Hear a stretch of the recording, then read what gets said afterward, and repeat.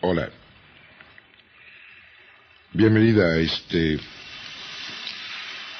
primer tomo de la colección Esas otras vidas, colección en la cual nos dedicaremos a intentar comprender, investigar y a lo mejor poder utilizar las llaves que abran este mundo increíble de los misterios que rodean los dos infinitos, entre los cuales toda nuestra vida transcurre. Tantos misterios plantean al ser viviendo en este planeta lo que pasó antes que lo que pasará después.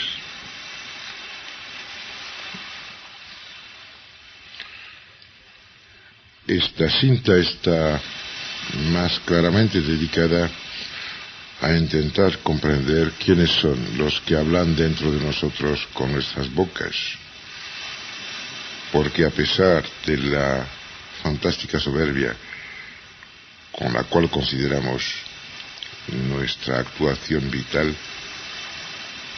me temo de que al final poca cosa de este inmenso tumulto vital de nuestra existencia sea realmente propiedad de lo que creemos ser nosotros mismos. Uno de los primeros obstáculos, si no el mayor, que se encuentre cuando alguien intenta acercarse a esta conciencia anterior, de la cual intuitivamente sabe que está derivando, naciendo. Este primer obstáculo es probablemente que la primera cosa que podríamos encontrar al acercarnos a este tiempo de antes es evidentemente nuestra última muerte. Sé que se está hablando mucho de que el trauma del nacer es muy significante para todo lo que va a ser la persona después en la construcción de sus estructuras. Personalmente pienso que el trauma auténtico no es el nacer, es el haber muerto antes. Cada uno de nosotros,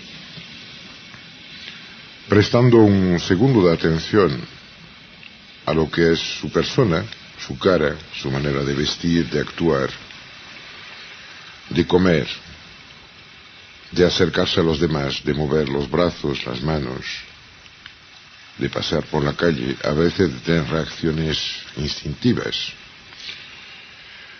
se dará cuenta muy rápidamente de que se hacía una especie de plan, diciendo, bueno, en la última hora he hecho esto, etc.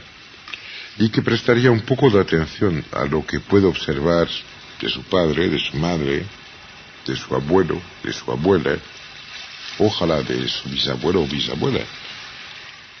Se daría cuenta de que muchos de los gestos que cree que son suyos, en realidad, también lo son de su padre o su madre o quien sea, de los que lo han precedido en la cadena orgánica, en la cadena física, en la cadena en la cual juega el genotipo. El primer paso que hay que hacer es evidentemente de identificar esos comportamientos o esos rasgos peculiares que creemos nuestros, no para quitarlos, no, ni siquiera hay que pensarlo, pero solo saber que cuando cogemos un trozo de pan es la mano de nuestro padre, de mi padre que actúa. Cuando digo hola a alguien es mi abuelo, feroz, guerrero, hombre insoportable, ligón, inimaginable, y que arrastramos como una mochila histórica lo que nos ha sido legado por los cuerpos, digo bien los cuerpos que nos han precedido. Una vez hecho este trabajo, que es el darse cuenta de la importancia del legado físico en nuestra existencia, lo que queda, a primera vista, nos pertenece. Y ahí empieza la aventura verdadera. Porque en lo que nos queda, lo primero que vivimos no es el agradable. La primera cosa por mala suerte o porque está bien. Al final nadie puede decidirlo.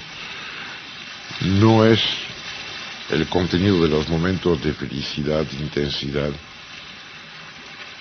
de perfección, que espero que cada uno hayamos tenido por lo menos una vez en nuestra vida, no.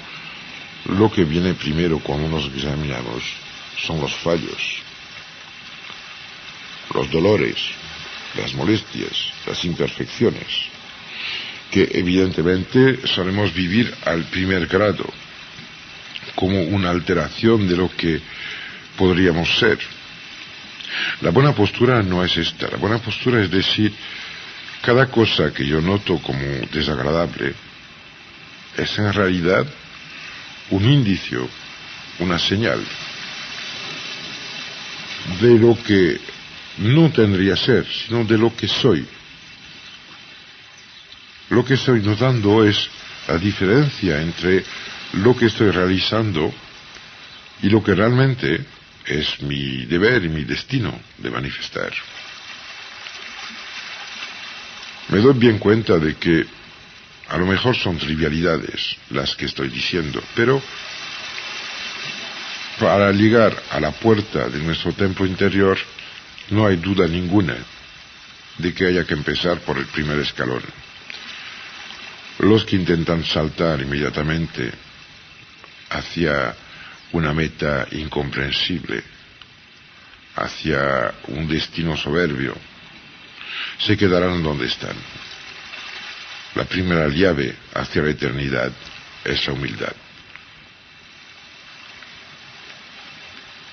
Volviendo a lo que he dicho hace unos segundos, los dolores que uno padece no son en ninguna manera un castigo divino o una casualidad de mala onda, no. Lo más de veces, por no decir siempre, nos indicarán cosas que hemos vivido anteriormente de manera tan intensa que se quedaron grabadas por encima del normal destino del ser humano como cuerpo, y que a través de esto han hecho que plasmamos en sentido negativo nuestro cuerpo para acabar de arreglar lo vivido anteriormente. No solo heredamos células, no, heredamos también la capacidad de dar forma a lo que sentimos o captamos. Lo mismo que pasa con el agua. Si usted fuera un vaso con una forma determinada, no sé, un vaso cúbico, aunque se le dé el agua de una botella esférica, una vez dentro de su recipiente, sería cúbica. No ha cambiado lo que hay dentro, pero sí ha cambiado lo que se puede ver desde fuera del espacio que ocupa. En otra cinta hablaremos de los aspectos muy pragmáticos y fácilmente utilizable a nivel experimental de este dato. Lo mismo ocurre con los miedos que me creo que todos arrastramos. Los hay que luchan en nombre de la hombría, del machismo, de lo que sea, que siempre intenta ponerse por encima de lo que nace de la parte más íntima del ser. Estoy hablando de estas fobías que llegan desde la lejanía del tiempo y que nos rodean desde siempre. Hay muchos seres que aún no han podido olvidar en las estructuras íntimas de su ser los terrores inmensos vividos en los inviernos neolíticos, cuando el hombre hacía lo que nunca habría tenido que hacer, cuando la falta de alimentos, la falta de fuego, hacía que, y me lo temo, los padres comían los hijos, las madres mataban sus niños para que no sufrieran. Y no se crean que son cosas que solo han existido en épocas inimaginables. No. Hoy día, ahora mismo, hay en este planeta gente que está haciendo lo que bien me temo que hayamos hecho en los tiempos. Todos espero y creo que hemos vivido cuando éramos niños, e igual ahora, momentos extraños en los cuales teníamos la impresión de que algo dentro de nosotros, diferente de este flujo continuo, de este río del pensar y del sentir que caracteriza la conciencia medio dormida, medio despierta que utilizamos en la vida, algo nos hablaba con una autoridad diferente de la de nuestra conciencia habitual, que nos concede todo, nos permite todo. Somos los seres más mansos del mundo cuando se trata de nosotros mismos. Esta pequeña voz que yo personalmente oigo y escucho, que es otra cosa, desde mi más tierna edad, vehicula informaciones, datos, a veces conocimientos ajenos a la posibilidad de recogerlos, otorgada en esas vidas que vivimos. Y lo más de veces solo entrega unas pocas informaciones que podríamos confundir con una moral inmediata de la existencia. Durante los últimos 25 años yo he hecho un montón de experimentaciones personales, íntimas, secretas, sobre este aspecto de eternidad de la conciencia. No es mi intención comentarlo hoy día, pero sí quiero apuntar que cuando me acerco tanto a lo que yace en el más hondo de este ser que no conozco aún y que vive desde, me temo, un poco más de 2 millones de años, solo unas pocas épocas salen a la luz. Extrañamente, las zonas más cargadas no cubren la totalidad de la historia. Por ejemplo, imagínense que pensando en historias de fantasmas o de casas con fantasmas, no se conocen casos con fantasmas, por ejemplo, de la época romana. Tenemos unos inmensos huecos en lo que toca aparentemente las cargas espirituales dentro de la historia del mundo. Cuando he tratado de ayudar a personas concretas a recordar lo que habían vivido o el contenido de esta especie de mochila espiritual que todos llevamos desde el momento de nacer, lo que sí sale como evidente es que la inmensa mayoría me traía recuerdos que, bueno, bien se podrían llamar recuerdos faraónicos, porque a pesar de ser muchas veces gente inculta, me estaban comentando datos de una precisión que solo un egiptólogo ya de mucha experiencia hubiera podido inventar.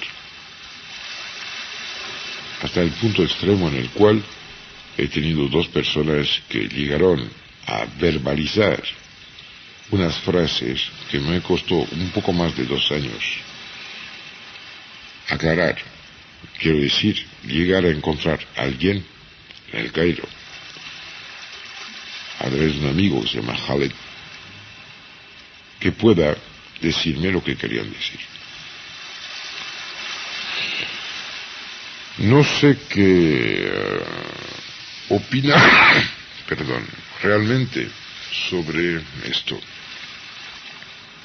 porque no tengo ninguna intención de empujarles a pensar que han sido personas extraordinarias, ni gente de excepción. Dese bien cuenta que en los miles, de millones de seres que han vivido en este planeta, desde que la conciencia va un poco más allá del horizonte y que el espíritu se asienta encima de la mente para permitir el paso a la imaginación, al sueño, al pensar simbólico, a la investigación, en una palabra, algo que permite diferenciar el ser humano de cualquier otro tipo de especie animal que conozcamos, haya empezado a existir. No, lo más cierto es que con toda probabilidad ninguno de nosotros ha sido ni famoso, ni célebre, ni genial. Entre otras cosas porque famoso, célebre y genial lo más de veces significa que se trata de un ser que ha recorrido ya una muy larga trayectoria y que está recogiendo los frutos de un árbol plantado hace una eternidad. Lo más de veces los que me daban recuerdos faraónicos no eran faraones, ni sacerdotes, ni iniciados, ni siquiera mercantes, ni poseedores. No, eran pelas, gente de a pie, de los que solo tienen la inmensa riqueza de saber cómo hacer para que ya tierra produzca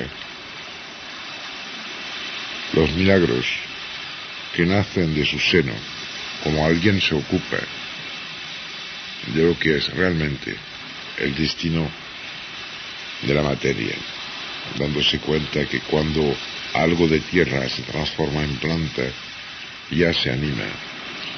Cuando algo de planta no puede animarse más, pues fabrica una flor, que es casi una mariposa, y se animaliza siempre en la punta, la zona más lejana, intentando ir hacia el sol, igual que nosotros. Espero que al final de la colección de estas cintas dedicadas a esas otras vidas, también ustedes puedan ir volando como una flor librada del peso de la tierra que la ligaba a la planta, siendo mariposa un momento, estrella fugaz después, y más tarde, mucho más tarde, alguna estrella desconocida en un cielo aún por ver. Hace ahora unos 10 años, no, 12, perdón, estamos ahora mismo en 1993. Yo llegaba en Cataluña y con Daniela, mi mujer, un ser prodigioso, aunque solo fuera por aguantarme, ya lo sería. Y nos encontrábamos en Gerona, y ahí en Girona, al contacto con un fantástico personaje, se llama Josep Tarrés. Fuimos en una de las casas más misteriosas de Cataluña, el sitio conocido, aunque ahora está, lo temo, cerrado, como el Pati dels Rabins, o sea, la casa de Isaac el Sec, y más concretamente el sitio en el cual vivió un personaje que todos los catalanes tendrían que conocer, por lo menos, y todos los hispánicos, todos los ibéricos también. Se llamaba Nachmanides, o Bonastruc de Porta, un personaje de una índole increíble, que en su tiempo se opuso a Maimónides, que vivía en el extremo sur, que es el padre de la cábala mística, y que realmente es un personaje que no solo alimenta desde ahora muchos siglos los conocimientos de la Europa que conocemos, sino que está también al origen de un camino muy extraño que lleva los buscadores de inmensidad hacia las puertas mismas de la eternidad. En este momento llegamos con Daniela en el patio de los Rabins y era un momento grato, una de las tardes maravillosas que conoce nuestra península.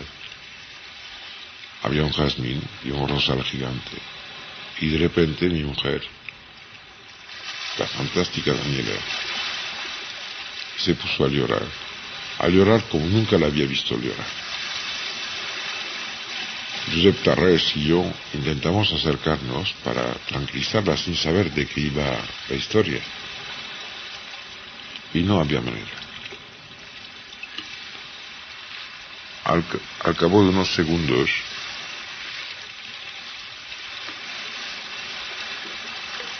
ella llegó a abrir los ojos y yo muy asustado le pregunté. Ella me dijo, mira, he muerto aquí.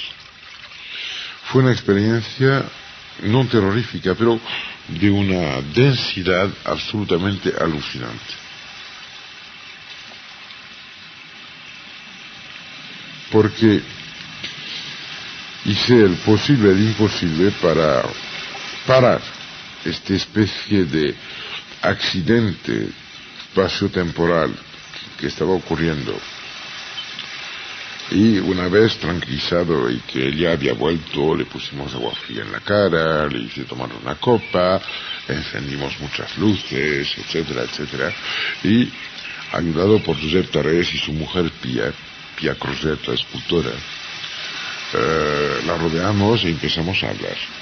Y ahí Daniela nos contó algo increíble. Bueno, increíble no, pero muy fuerte. Nos dijo claro. Ella ahora mismo es una mujer alta, delgada, guapísima, de pelo largo, negro. Y nos comentó la historia de una mujer más pequeña, muy joven, de pelo rubio, atada sobre una piedra, con pies y manos atados hacia atrás y que estaban matando. En esas épocas, todavía Josep Tarrés no había hecho los trabajos que hizo después de investigación en los suelos de la sinagoga, de la antigua sinagoga y del antiguo palacio de Nachmanides, y se limitaba a este sitio, a un patio y a unas pocas salas. Sin embargo, años más tarde, cuando ya se había vaciado, a raíz de algo que vi yo personalmente, pero de lo cual hablaré en el segundo tomo de la cinta, resulta de que se encontró la piedra en la cual Daniela había sido atada. Se encontró una tierra con un color diferente, muy parecido al que se encuentra en los campos de batallas. Y por mala suerte tenemos trabajos científicos hechos hace muy poco tiempo en las fosas de Katyn, en las cuales miles de personas desaparecieron, que nos permiten afirmar que en este sitio concreto murieron muchas personas también. No tengo la más mínima duda de que Daniela este día conectó con una realidad aparte y que no solo se acordó, sino que volvió a vivir un episodio terrible de su vida anterior.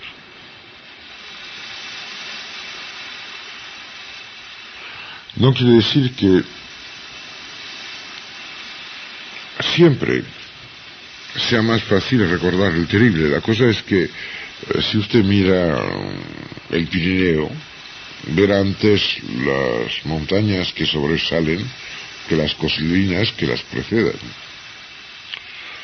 De todas maneras, tranquilícese, porque no solo hemos vivido antes, pero con total seguridad viviremos después.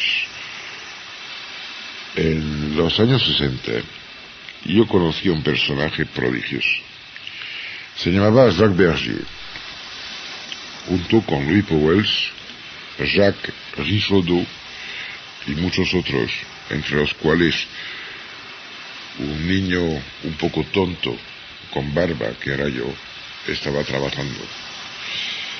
Se dedicaron a lo que arrastró miles de personas alrededor del mundo, el movimiento Planet.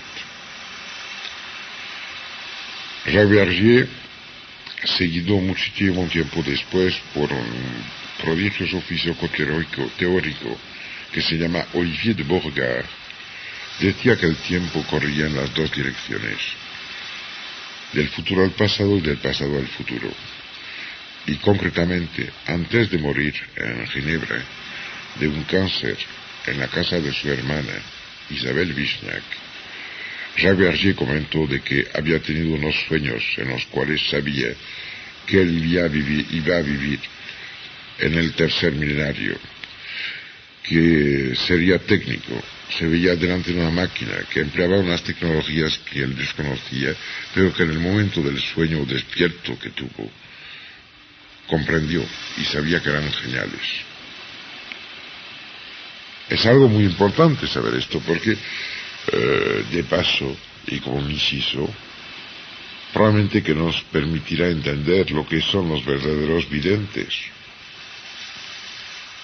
Antes que acordarse de lo que fue, se acuerdan de lo que será.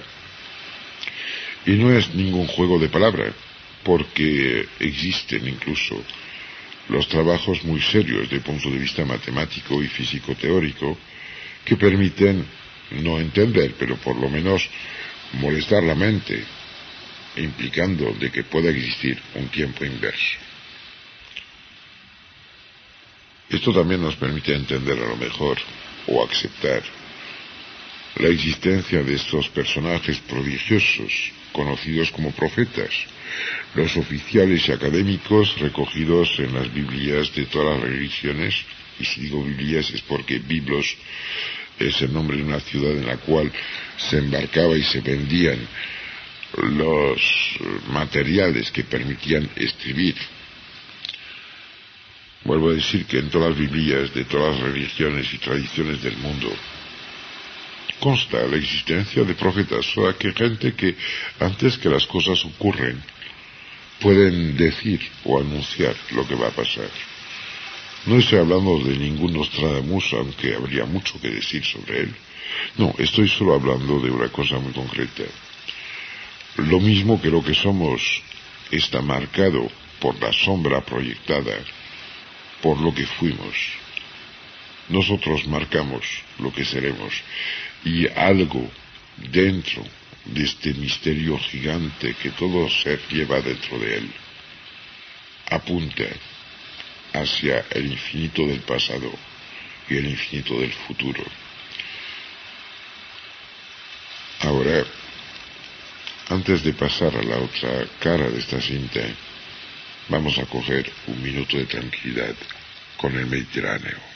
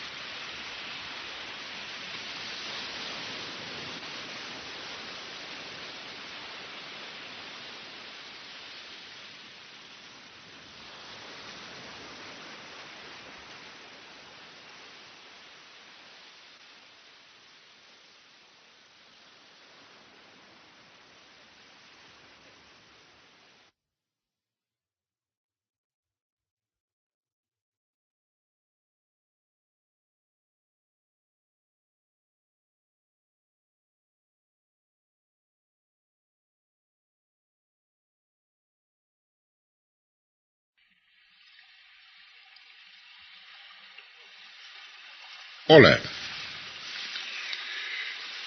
En esta segunda parte del primer tomo de la colección Esas otras vidas,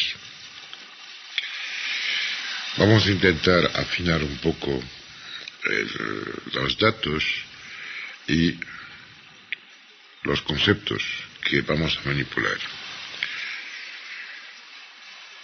Una de las cosas más importantes que ocurre a un ser humano es que al final toda la vida se juega a través de la relación de unas dos tendencias que impregnan nuestra psicología, nuestra personalidad, con una intensidad exactamente proporcional al hecho de que somos el sitio de la más formidable contradicción que uno pueda imaginar. De una parte, la lucha constante entre el instinto de conservación del ser encarnado que tiene que cumplir con su destino terrestre, y del otro, la aspiración constante a volver al estado en el cual se encontraba antes de la caída, o sea, antes la conciencia, antes la encarnación. Lo que es vida de un punto de vista puede ser muerte del otro, e inversamente. Es muy cercano al final de lo que era el estado de espíritu de los antiguos egipcios para quienes al final el nacer en estas tierras, en este mundo que era el suyo, era morir de momento a lo que era la vida inmaterial. Y equilibrando esto, la muerte terrestre era el renacer a lo que se podría llamar una vida eterna. Todos estamos coenvueltos, que lo queramos o no, en esas dos angustias mayores. Ya es evidente que el infinito espacial y la eternidad son dos misterios que marcan los límites últimos de un lado y del otro de nuestra capacidad de entender lo que somos y a dónde estamos. Y al final son los dos misterios que, de una manera u de otra, escapan a la comprensión lógica. El ser puede concebir la noción de infinito, pero muy difícilmente representársela. El mareo coge la razón humana cuando intenta representarse un origen y un término, una meta infinita. El miedo, el pavor, la angustia metafísica nace de esta impotencia para tranquilizarse frente a lo que no se puede coger ni atrapar. El hombre, usted y yo, se construyó referencias, las medidas, construyendo medidas y sistemas de medidas que son del espacio, del tiempo. El hombre se ha regalado la ilusión de controlar el incomprensible, pero a pesar del amplio que puede ser el espacio que pretende encerrar en sus cálculos, y a pesar de la precisión con la cual compartimenta el tiempo, todos sus esfuerzos, todo su genio, al final solo sirven a aislarnos más del miedo, alejarnos del misterio, pero el misterio queda entero, como una fuente inagotable de la angustia esencial.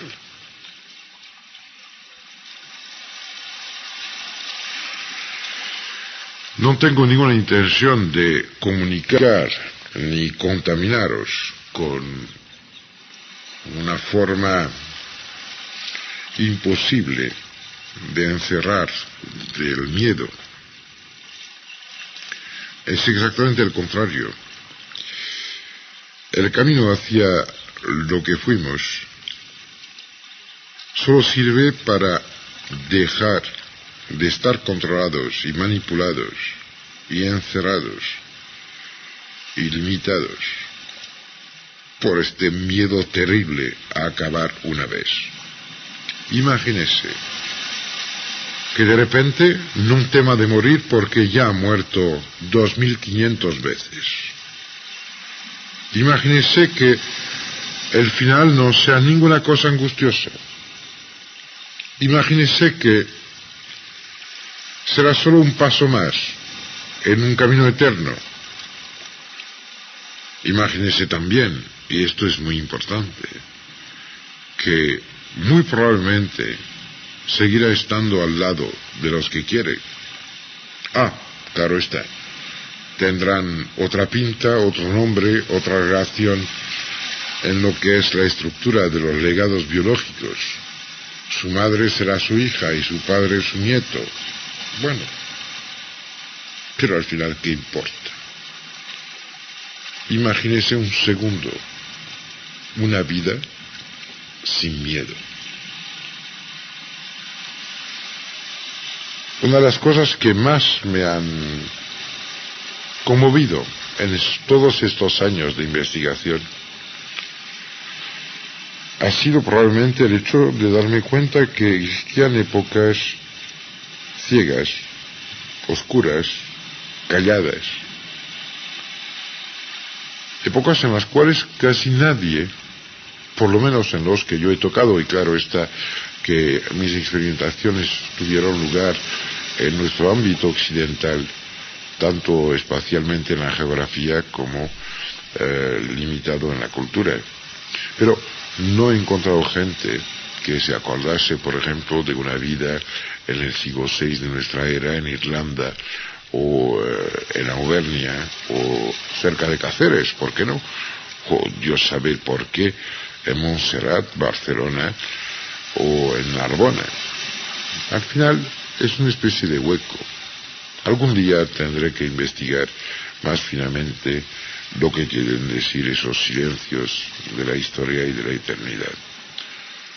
Lo que sí está cierto es que, al revés, las zonas de más alta densidad de recuerdos que existen, y que ojo, no estoy hablando de cosas que son unos fenómenos de la mente o de la inteligencia o de la conciencia puedan conseguir, no, estoy hablando de cosas que todos pueden y casi diría que deben de tener.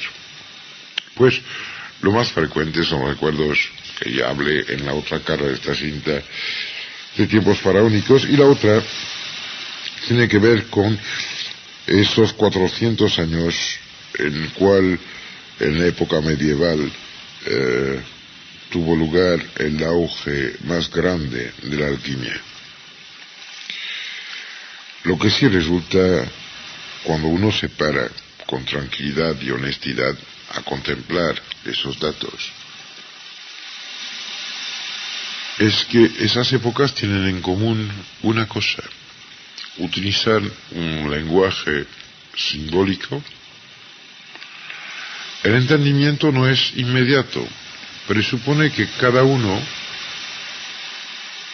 reciba una especie de tesoro, una especie de contenido, al cual da forma, como si se le daba unos kilos de barro, y con esos kilos de barro haga la escultura que quiera, pero siempre pesará lo mismo.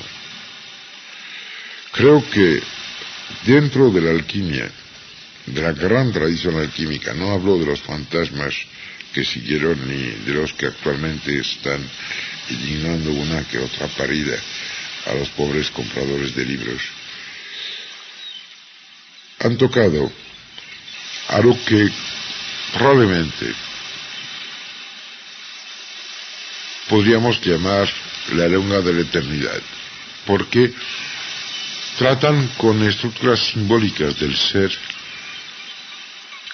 que son la forma transmitible de lo que sería el verdadero idioma ultrasensible del inconsciente. Carl Jung y muchos otros, y solo cito a él porque es el más conocido, han llegado hasta las puertas mismas de este lenguaje, a pesar de que, oyendo de que los ruidos querían decir algo, no llegaron a descifrar realmente nada.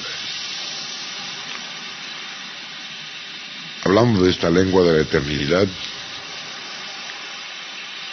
hay que darse cuenta que la primera cosa, puede ser que la única que haya que resolver, y de esto ya hablaremos de manera mucho más clara en la cinta dedicada a los ejercicios y las técnicas que os permitirán, una vez calmados y tranquilizados,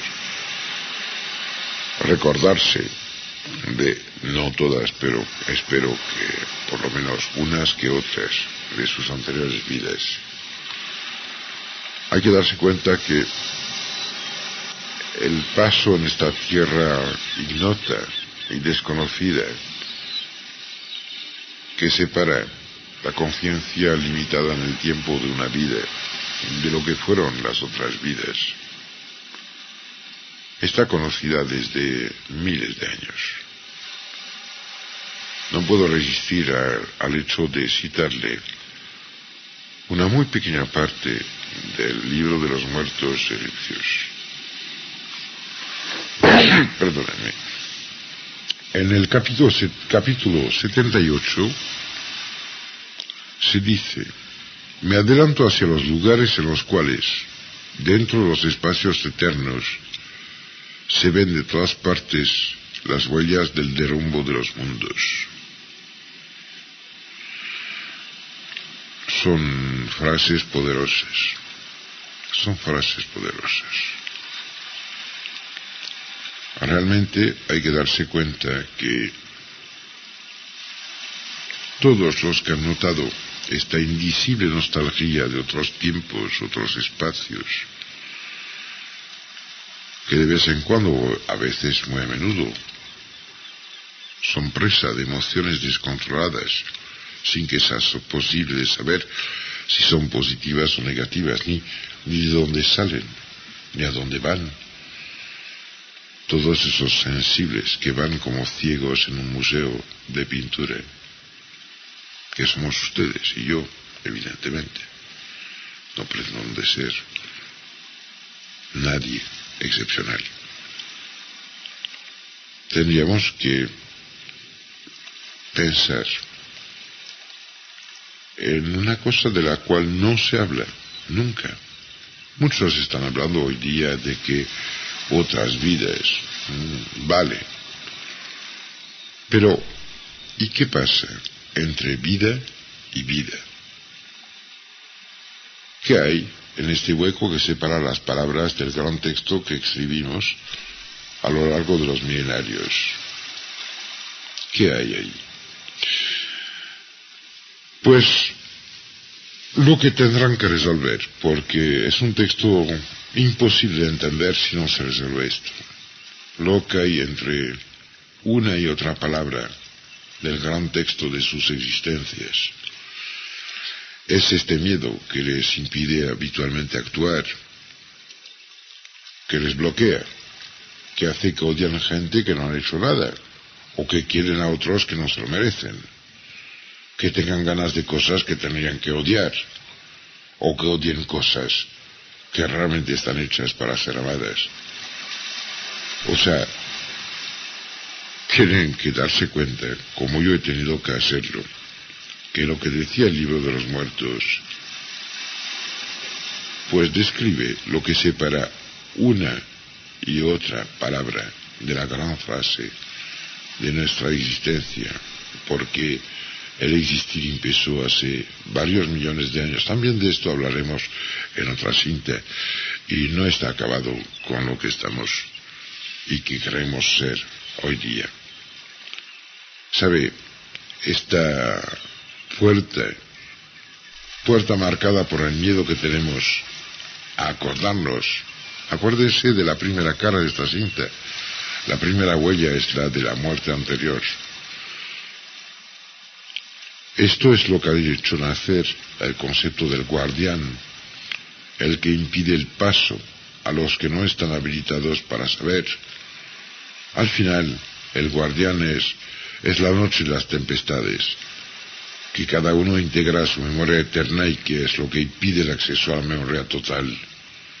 La muerte anterior, es el fin de un mundo para el que muere. Es muy importante darse cuenta de esto. Yo tenía muy pocos años cuando viví una experiencia que ha plasmado muchas de mis sensibilidades y muchas de las cosas que nadie ha entendido en los que he cruzado en mi vida. Era el mes de abril. Estaba entonces en Saint-Sever y una mañana de luna llena me levanté muy temprano, quiero decir a las 4:00. Creo que sí, es porque había habido una llamada telefónica que llamaba a mi padre a vigilar a algún de otro enfermo, pero algo pasó. Me levanté, la casa era silenciosa, me fui afuera, me desnudé. Yo medía unos, 70 centímetros, era un enanito gordo de pelos rizados. Y me puse a correr en la hierba mojada por el rocío. Lo que pasó entonces no lo puedo explicar, pero tuve la conciencia aguda de muchas otras cosas. El día después pasó algo que trastornó tanto a mi madre que se quedó 2 años con la depresión terrible. O sea que, y yo no tengo ningún recuerdo que conste de esto. Por lo visto mi madre me encontró en una habitación del castillo de Wellington en el cual vivíamos. Yo estaba dando vueltas, niño pequeño, ojos cerrados, con los puños apretados detrás de mí, pegando el suelo con los tacones y diciendo sin parar: tengo 28 años, me quiero despertar.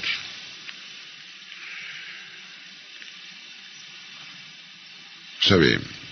Son experiencias que hay que investigar.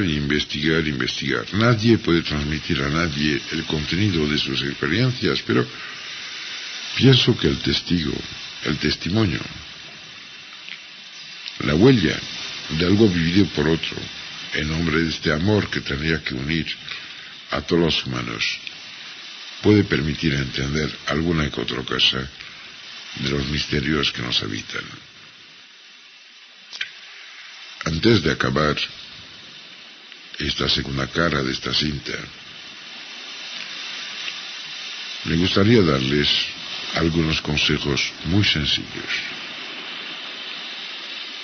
No crean que voy a darles las llaves que abren hacia la eternidad que albergan, no. Voy solo a intentar hacer que lo que pueda aflorar a su conciencia, sin molestarle, sin hacerle daño, sin limitar ni recortar su conciencia, su gana de vivir, sus ilusiones, sea disponible. Les ruego únicamente de que presten, por favor, un poco de atención a unos conceptos muy sencillos, como pueden ser, por ejemplo, ¿qué relación tienen con la noche? ¿Qué relación tienen con las cuevas o el hecho de adentrarse en la tierra? ¿Qué es para usted una piedra? ¿Algo que coge del suelo y que levanta sabiendo su peso? ¿O algo que está encima y que tiene que empujar? ¿Y por qué? Conocerá con total seguridad algunas canciones, algunos sonidos, algunas melodías que conmueven algo dentro de ustedes mismos, sin que puedan decir ni saber el por qué esto ocurre. Habrá unos para quienes el sonido de un barco que se va con el mugir de la sirena o el ruido de las olas despierte algún tipo de sensibilidad tan violenta que no permite ni siquiera recordarse de lo que pasaba. Es como cuando uno llora tanto que no puede ni siquiera ver lo que tiene delante. Puede ser también cualquier tipo de emoción, de palabra, de color, de forma, de tipo de paisaje, de temperatura, de tipo de voz o de cosas que le dicen. de comidas o de comportamientos. Bueno, en breve, cualquier cosa que conmueva algo que desconoce y que despierte una parte de su ser en la cual la vida brota a borbotones sin que la pueda parar. Si esto, como es probable, lo tienen, por favor, busque el segundo de tranquilidad que les permita observar esto con solo un paso hacia atrás, sin implicarse. Si lo consiguen, y ya indicaré en la otra cinta las técnicas concretas para hacerlo, si lo consiguen, se van a abrir unas puertas que no pueden ni siquiera imaginarse en sus sueños más locos.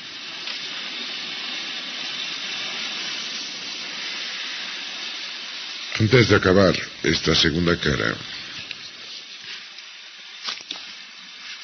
me gustaría apuntar algo, porque casi todos nosotros estamos viviendo a menudo momentos en los cuales nuestras reacciones hacia personas concretas o hacia situaciones concretas movilizan emociones o reacciones demasiado amplias para lo que hay. Ruego a Dios de que les dé la fuerza y la tranquilidad necesaria para que cuando esto ocurra cojan, un segundo, nada más que un segundo, para intentar saber si esto nace de lo adquirido en los años que ha vivido o si acaso nace de algo que desconoce aparentemente del todo. Y ya verá que si lo hace, se dará cuenta que no nació de su vida, que la sensibilidad hacia cierto tipo de cosas la han heredada de otros tiempos,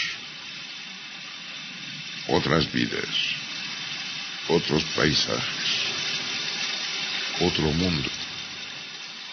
Y este momento deja abierta la puerta que se ha entreabierto un segundo. Si lo hacen, ya nadie le podrá amenazar, nada le podrá controlar.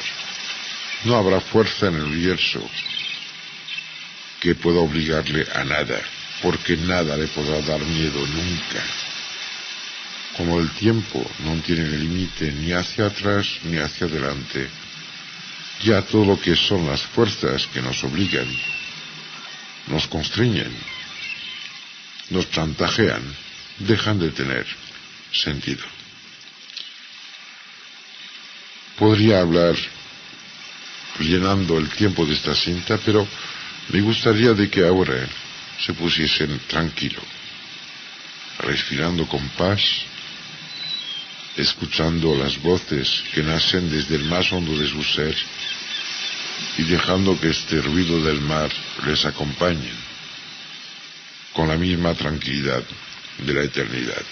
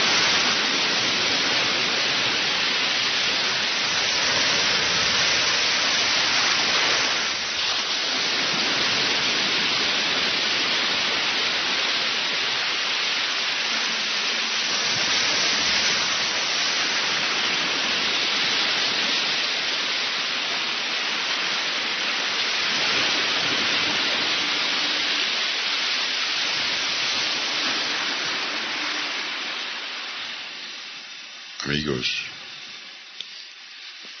ahora es tiempo de volver a este mundo limitado por el calendario, las fechas, los horarios, el documento de identidad y lo que somos. No lo cojan como un castigo ni una limitación, sino como la posibilidad de volver dentro de una casa cuando se acaba un día en la playa. Tranquilícese. Ya estaremos juntos mucho tiempo y aunque no sepan cómo abrir las puertas, espero que se hayan dado cuenta de a dónde se encontraban. Ya me encargo yo, por lo menos en lo que sé, porque nunca iré más lejos, de entregarle no la llave maestra, pero las pocas llaves que he encontrado para unas de las puertas que hay en esta gigantesca mansión, que es de todos y que bien podría llamarse la humanidad.